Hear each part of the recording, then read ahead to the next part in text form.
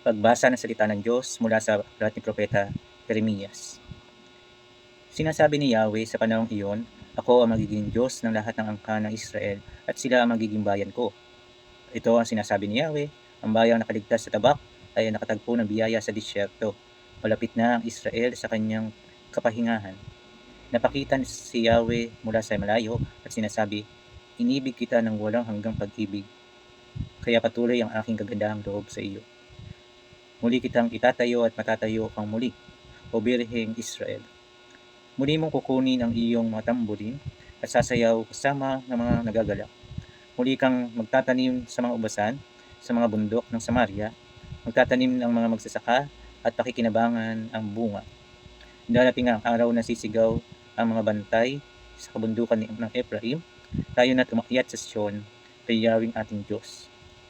Sinasabi ni Yahweh, "Umawit dahil sa Jacob at ipagbunyi ang pinakadakila sa mga bansa. Ihayag ang inyong papuri at sabihin, iniligtas ni Yahweh ang kanyang bayan at ang nalabi sa Israel." Mga kapunda ang salita ng Diyos. Salamat sa Diyos. Ngayon po ay Miyerkules sa ika-18 linggo sa karaniwang panahon.